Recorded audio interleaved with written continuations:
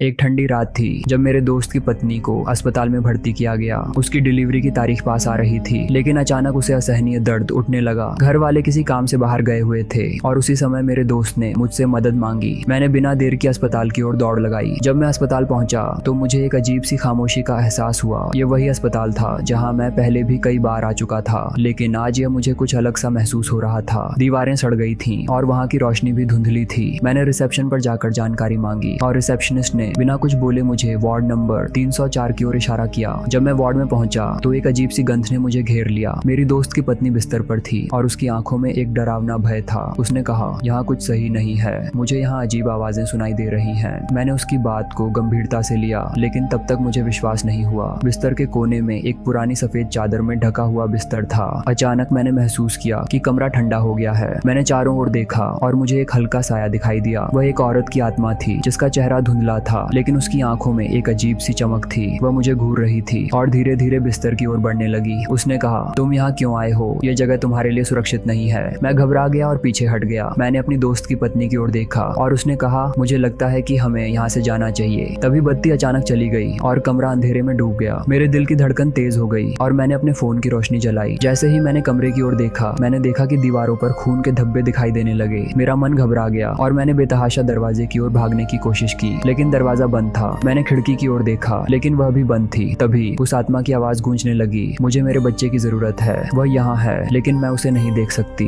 मैं समझ गया कि यह आत्मा अपनी खोई हुई संतान को खोज रही है। मेरी दोस्त की पत्नी ने कहा, हमें उसकी मदद करनी होगी। अगर हम उसकी मदद करेंगे तो शायद वह हमें छोड़ देगी। मैंने सोचा, क्या हम सच में उसके बच्चे को खोज सकते हैं? लेकिन वह आवाज लगातार सुनाई दे रही थी, बाहर जाओ, यहाँ कुछ भी अच्छा नहीं है। मैंने अपनी दोस्त की पत्नी का हाथ पकड़ा और एक योजना बनाई। हमने वहाँ पूजा करने का निश्चय किया ताकि उस आत्मा को शांति मिल सके। मैंने अपने फोन से मोमबत्तियां जलाई और एक कोने में बैठकर प्रार्थना करने लगा। उस समय कमरे का वातावरण अजीब तरीके से बदलने लगा। हल्की सी हवा चलने लगी और मैंने देखा कि आत्मा धीरे धीरे सामने आई। उसने कहा, मैंने इस अस्पताल में बहुत कुछ सहा है। यहाँ कई आत्माएं हैं जो भटक रही हैं। मुझे बस मेरे बच्चे की यादें चाहिए। मैंने उसे कहा, हम तुम्हारी मदद करेंगे, हमें बताओ कि तुम्हारा बच्चा कहाँ है। उसने कहा, वह मेरे पास है, लेकिन मुझे याद नहीं है कि वह कहाँ है। तभी कमरे में अचानक हलचल होने लगी। खिड़कियां बंद हो गईं और दीवारों पर अंधेरा छा गया। मैंने देखा कि एक और आत्मा वहां आई जो और भी खौफनाक थी। उसकी आंखों में गहराई थी, जैसे वह किसी और दुनिया से आई हो। वह बोली, यहाँ कोई भी नहीं बच सकता। मेरे दोस्त की पत्नी ने कहा, नहीं, हमें यहाँ से नहीं जाना है, हमें उनकी मदद करनी है। मैंने सोचा,